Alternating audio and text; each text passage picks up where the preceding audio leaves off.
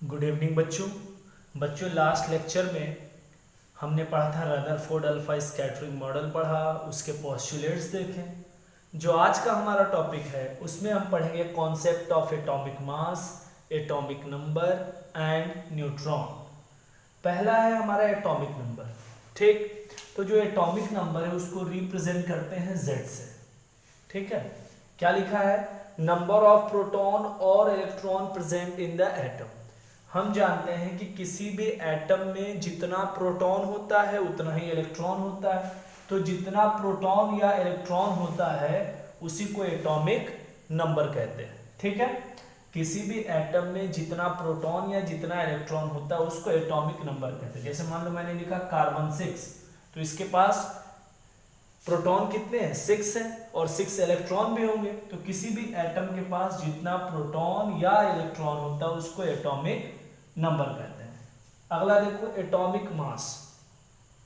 Atomic mass को समझने से पहले एक बात समझो। जब एक न्यूक्लियस के मास को मेजर किया गया, तौला गया, तो क्या पाया गया कि जो न्यूक्लियस का मास है वो प्रोटॉन के मास से बहुत ज्यादा है। एक न्यूक्लियस के मास को जब मेजर किया गया तो ये पाया गया कि उस न्यूक्लियस का मास प्रोटॉन के मास से बहुत ज्यादा है। तो चैडविक ने बोला कि उस एटम के अंदर एक न्यूट्रल पार्टिकल है जिसको हम न्यूट्रॉन बोलते हैं। क्या कॉन्सेप्ट क्या है कि जब एक न्यूक्लियस के मास को मेजर किया गया तो उसका मास प्रोटॉन के मास से बहुत ज्यादा आया, तो चैडविक ने बोला कि एटम के अंदर एक न्यूट्रल पार्टिकल होता है, उस न्यूट्रल पार्टिकल को हम न्यूट्रॉन कहते हैं। और कैसे बोला कि neutron is a subatomic particle having no charge and mass equivalent to the proton. Neutron एक सब एटॉमिक पार्टिकल है जिसपे कोई चार्ज नहीं होता, लेकिन इसका मास प्रोटॉन के मास के बराबर होता है। समझ में आया? कैसे आया कॉन्सेप्ट? एटॉमिक मास को समझने से पहले ये समझो कि न्यूक्लियस का कॉन्सेप्ट, न्यूट्रॉन का कॉन्सेप्ट कहां से आया। तो जब न्यूक्लियस के मास को मेजर किया गया तो देखा गया कि जो न्यूक्लियस है उसका मास एक प्रोटॉन के मास से बहुत ज्यादा, अप्रोक्सीमेटली डबल है। तो चैडविक ने बोला कि अगर इसका मास अप्रोक्सीमेटली डबल है, इसका मतलब एटम के अंदर एक न्यूट्रल पार्टिकल है, क्योंकि इलेक्ट्रॉन और प्रोटॉन की डिस्कवरी हम पढ़ चुके हैं, उसके बहुत बाद न्यूट्रॉन की डिस्कवरी हुई। तो उसने बोला कि जो न्यूट्रॉन है वो सब एटॉमिक पार्टिकल है जिसपे कोई चार्ज नहीं होता और उसका मास प्रोटॉन के मास के बराबर होता है।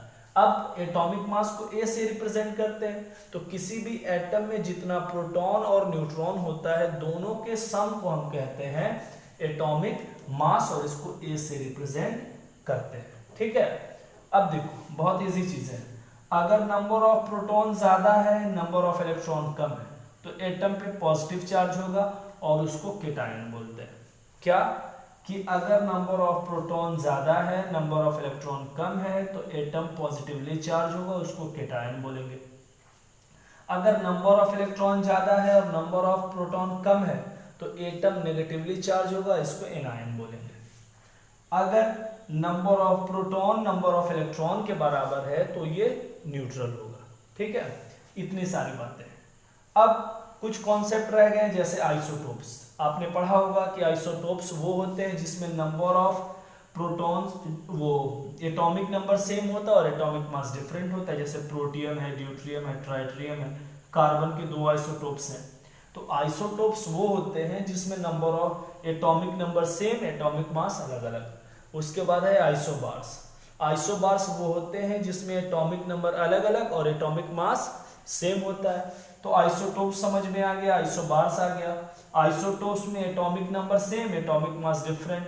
आइसोबार्स में एटॉमिक नंबर डिफरेंट और एटॉमिक मास सेम। जैसे पोटेशियम का 19 है, कैल्शियम का 20 है, आर्गन का 18 है, लेकिन सबका मास कितना है? अप्रोक्सीमेटली 40। उसके बाद है आइसोटोन्स। आइसोटोन्स वो होते हैं जिसमें नंबर ऑफ न्यूट्रॉन बराबर होते हैं। जैसे सल्फर है, नीचे 16 है, यानी ये नंबर ऑफ प्रोटॉन है या इलेक्ट्रॉन है। ये क्या है? प्रोटॉन प्लस न्यूट्रॉन है। तो अगर प्रोटॉन 16 है तो न्यूट्रॉन कितना हो जाएगा? 16। ठीक, यानी इसके पास 16 न्यूट्रॉन है। इसके पास प्रोटॉन 15 है और दोनों का सम 31 है। ठीक, यानी P प्लस N की वैल्यू 31 है। और p की वैल्यू 15 है तो n की वैल्यू क्या आएगी, n की वैल्यू 16 आएगी। तो जिसमें नंबर ऑफ न्यूट्रॉन सेम होता है उसको आइसोटोन्स कहते हैं। अगला है आइसोइलेक्ट्रिक स्पीशीज। आइसोइलेक्ट्रिक स्पीशीज का मतलब वो होता है जिसमें नंबर ऑफ इलेक्ट्रॉन सेम होते हैं। जैसे सोडियम Na पॉजिटिव है तो इसने एक इलेक्ट्रॉन लूज किया है और एक इलेक्ट्रॉन लूज किया यानी इसके पास 10 इलेक्ट्रॉन है। मैग्नीशियम के पास 12 इलेक्ट्रॉन है, इसने 2 इलेक्ट्रॉन लूज किया यानी इसके पास भी 10 इलेक्ट्रॉन है। तो जब नंबर ऑफ इलेक्ट्रॉन सेम होता है तो इसको कहते हैं आइसोइलेक्ट्रिक स्पीशीज। ठीक है, तो ये एक है concept of atomic mass, atomic number and neutron. ये बात जरूर ध्यान देना कि एटॉमिक मास को समझने से पहले ये समझना है कि किस कॉन्सेप्ट से न्यूट्रॉन की डिस्कवरी हुई। क्या देखा गया कि न्यूक्लियस का वेट जब किया गया तो उसका वेट या मास, केमिस्ट्री में दोनों एक ही है, वेट और मास क्या हुआ, प्रोटॉन के मास से अप्रोक्सीमेटली डबल आया। तो चैडविक ने सजेस्ट किया कि एटम के अंदर एक न्यूट्रल पार्टिकल होता है जिस पे कोई चार्ज नहीं होता और उसका मास प्रोटॉन के मास के बराबर होता है। तो ये एक ब्रीफ इंट्रोडक्शन है एटॉमिक मास, एटॉमिक नंबर और न्यूट्रॉन के बारे में। आगे देखते हैं आगे क्या टॉपिक है, इसको इरेज करते हैं। ठीक है, देखो बच्चों नेक्स्ट टॉपिक है इलेक्ट्रोमैग्नेटिक रेडिएशन। अब इसको समझने से पहले मैं आपको रिकॉल करा दूं कि जब हम रदरफोर्ड एटॉमिक मॉडल पढ़ रहे थे तो रदरफोर्ड ने बोला था कि जो इलेक्ट्रॉन होता है वो न्यूक्लियस के अराउंड प्लेनेटरी मोशन करता है। ठीक है, लेकिन बाद में दो थ्योरी और दी गई, एक है डी ब्रॉगली की थ्योरी और दूसरा है हेजनबर्ग प्रिंसिपल। तो डी ब्रॉगली क्या बोलता है कि जो इलेक्ट्रॉन होता है उसका डुअल बिहेवियर होता है, एक ये पार्टिकल की तरह बिहेवियर करता है और दूसरा ये वेव की तरह बिहेवियर करता है। ठीक, हेजनबर्ग ने भी एक प्रिंसिपल दिया, उसने बोला कि जब इलेक्ट्रॉन वेव की तरह बिहेवियर करेगा तो इस कंडीशन में उसके लोकेशन और वेलोसिटी को साइमल्टेनियसली मतलब एक टाइम पे कैलकुलेट करना पॉसिबल नहीं है। तो वेव जो इलेक्ट्रॉन होता है वो पार्टिकल की तरह भी बिहेव करता है और वेव की तरह भी बिहेव करता है, ये बोला डी ब्रॉगली ने। हेजनबर्ग ने बोला कि जब इलेक्ट्रॉन वेव की तरह बिहेव करेगा उस टाइम पे उसके लोकेशन को और वेलोसिटी को एक साथ कैलकुलेट करना पॉसिबल नहीं है। अब हम देख रहे हैं कि इलेक्ट्रोमैग्नेटिक रेडिएशन क्या है, एक तरह से नेचर ऑफ लाइट है। तो इसको समझने से पहले हम समझते हैं कि वेव मोशन होता क्या है, उससे जुड़े टर्म्स क्या है। अब सपोज करो जैसे मान लो ये बोर्ड है, यहाँ पे आपने एक रस्सी फिक्स कर दिया और वहां से आप इसको ऐसे हिलाओगे तो ऐसा मोशन होगा ना, या पानी में पत्थर मारते हो तो देखोगे ऐसा मोशन होता है। तो ये जो ऊपर है, यहां से ये ऊपर देख रहे हो, इसको क्रेस्ट बोलते हैं, नीचे वाले को क्या बोलते हैं, ट्रफ बोलते हैं। अब मैक्सिमम जो डिस्प्लेसमेंट होता है उसको एम्पलीट्यूड बोलते हैं। तो कुछ कैरेक्टरिस्टिक्स ऑफ वेव है, पहला क्या है, वेवलेंथ है। तो दो लगातार क्रेस्ट या ट्रफ के बीच की दूरी को वेवलेंथ बोलते हैं। The consecutive distance between the two crest और ट्रफ इज कॉल्ड वेवलेंथ। इसको रिप्रेजेंट करते हैं लैम्डा से। इसकी यूनिट एंगस्ट्रॉम भी हो सकती है, पिकोमीटर भी हो सकती है, मीटर भी हो सकती है, क्योंकि ये एक डिस्टेंस है। तो दो लगातार क्रेस्ट या दो लगातार ट्रफ के बीच की दूरी को कहते हैं लैम्डा यानी कि वेवलेंथ। दूसरा क्या है, velocity. Every wave travel with velocity of light. सारी वेव जो है वो वेलोसिटी ऑफ लाइट से ट्रैवल करती है, जो कितना होता है 3 × 10⁸ मीटर पर सेकेंड। ठीक, उसके बाद है बेटा फ्रीक्वेंसी। फ्रीक्वेंसी को हम म्यू से रिप्रेजेंट करते हैं। क्या लिखा है, number of cycle a wave take in 1 second.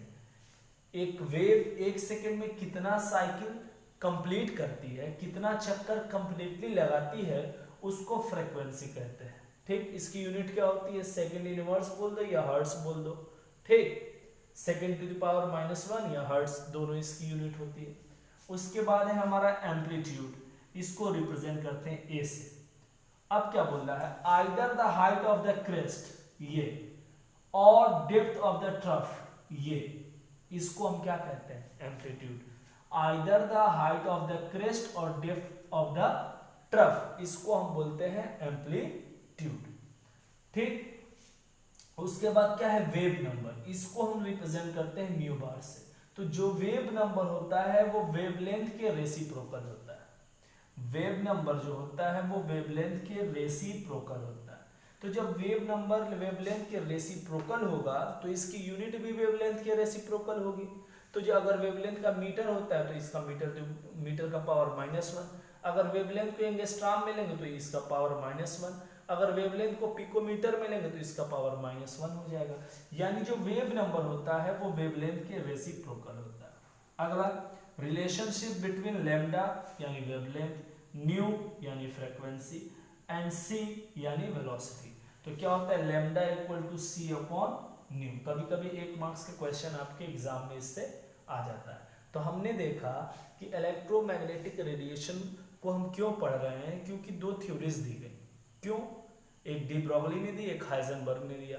तो डी ब्रोगली क्या बोलता है कि जो इलेक्ट्रॉन होता है उसका डुअल बिहेवियर होता है, यानी वो पार्टिकल की तरह भी बिहेव करता है और वेव की तरह भी बिहेव करता है। हाइजेनबर्ग ने बोला जब वो वेव की तरह बिहेव करेगा तो उस टाइम पे उसके लोकेशन और उसकी वेलोसिटी को साइमल्टेनियसली कैलकुलेट करना पॉसिबल नहीं है। तो जब ये इलेक्ट्रोमैग्नेटिक रेडिएशन हम पढ़ेंगे तो ये क्या है, एक नेचर ऑफ लाइट ही तो है। तो ये नेचर ऑफ लाइट हमने देखा और वेव मोशन के क्या क्या कैरेक्टरिस्टिक्स है उसको देखा। अब आगे बढ़ेंगे, बात करेंगे इलेक्ट्रोमैग्नेटिक रेडिएशन क्या होता है। तो इलेक्ट्रोमैग्नेटिक रेडिएशन को समझने से पहले ये कुछ बेसिक टर्म्स हैं जिसको बताना जरूरी था। ठीक है, अगर आप नोट्स बनाना चाहते हो तो इससे आप बना सकते हो। ठीक है, इतनी बातें क्लियर, अब आगे बढ़ते हैं, इसको इरेज करते हैं।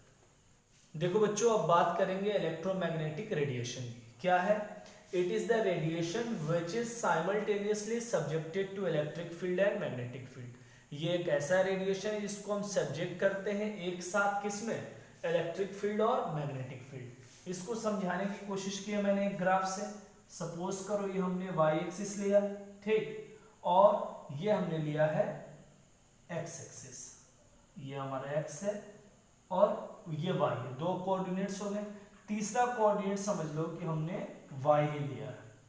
अब इलेक्ट्रिक फील्ड और मैग्नेटिक फील्ड हमको शो करना है। तो देखो यहाँ पे जो स्मूथ लाइन दिख रही है, ये वाली, यहाँ से जो लाइन आई है, ये देखो, ये वाली जो स्मूथ लाइन दिख रही है, यहाँ पे ऐसे आई है ना, ऐसे एक लाइन देख रहे हो। तो ये वाली लाइन ऐसे जाके ऐसे आ रही है। तो ये वाला जो है, ये आप देख लो, इसमें ट्रफ और क्रेस्ट दोनों है। तो ये हमारा है इलेक्ट्रिक फील्ड कंपोनेंट। ठीक, अब यहां देखो y एक्सिस पे भी एक लाइन आ रही है, इधर देखो, इसको मैंने डॉटेड से बनाया है, यहां देखो, यहां दिख रही है ये लाइन। ठीक, अब इसको हमने क्या किया है, इसको ऐसे दिखाया। तो जो ये स्मूथ लाइन है ये इलेक्ट्रिक फील्ड कंपोनेंट बता रहा है, और जो ये डॉटेड लाइन है वो मैग्नेटिक फील्ड कंपोनेंट बता रहा है। जैसे ये क्या है हमारा dotted line, magnetic field component है। जो स्मूथ लाइन है वो क्या है, इलेक्ट्रिक फील्ड कंपोनेंट है। अगर इलेक्ट्रिक फील्ड कंपोनेंट और मैग्नेटिक फील्ड कंपोनेंट दोनों सब्जेक्टेड है एक साथ, तो उसको क्या कहेंगे, it is the radiation which is simultaneously subjected to electric field और मैग्नेटिक फील्ड। यानी हम किसके बारे में पढ़ रहे हैं, इलेक्ट्रोमैग्नेटिक रेडिएशन की। अगर इसके कैरेक्टरिस्टिक्स की बात करें, radiation is subjected to both electric field and magnetic field. इसका मतलब क्या है कि electromagnetic radiation is subjected to both electric field and magnetic field. दूसरा क्या है, the propagation of wave is perpendicular of electric field and magnetic field. जो wave का प्रोपगेशन होगा एक जगह से दूसरे जगह जाएगी, वो इलेक्ट्रिक फील्ड और मैग्नेटिक फील्ड के क्या होगी, परपेंडिकुलर होगी। पहली बात। एक और बात समझो, ये इलेक्ट्रिक फील्ड और मैग्नेटिक फील्ड भी एक दूसरे का परपेंडिकुलर होंगे। जो वेव जा रही है वो इलेक्ट्रिक फील्ड और मैग्नेटिक फील्ड दोनों के परपेंडिकुलर होगा, और आपस में ये दोनों भी परपेंडिकुलर होंगे। ठीक, अगला क्या है, all electromagnetic wave travels with the speed of light. जो भी इलेक्ट्रोमैग्नेटिक वेव है वो लाइट के स्पीड से ट्रैवल करेंगे, जो कि मैंने लिखा है 3 × 10⁸ मीटर पर सेकेंड। उसके बाद क्या है, electromagnetic radiation do not required material medium. Electromagnetic radiation के लिए मटेरियल मीडियम नहीं चाहिए। तो अगर इस पूरे को हम समराइज करें तो हम बोलेंगे कि इलेक्ट्रोमैग्नेटिक रेडिएशन वो है जिसको सब्जेक्ट किया जाता है साइमल्टेनियसली इलेक्ट्रिक और मैग्नेटिक फील्ड में। यहाँ पे मैंने दोनों कंपोनेंट्स दिखाए हैं, जो स्मूथ लाइन है वो इलेक्ट्रिक फील्ड कंपोनेंट बता रही है, जो डॉटेड लाइन है वो मैग्नेटिक फील्ड कंपोनेंट बता रही है। और ये क्या है, हमने 2 y एक्सिस लिया और एक x कोऑर्डिनेट लिया है, या 2 y कोऑर्डिनेट मान लिया है। ठीक, अब हम देख रहे हैं कि ये दोनों को बता रहा है, यानी इलेक्ट्रोमैग्नेटिक रेडिएशन को बता रहा है। इसकी कैरेक्टरिस्टिक्स देखिए कि it is subjected to electric field and magnetic field.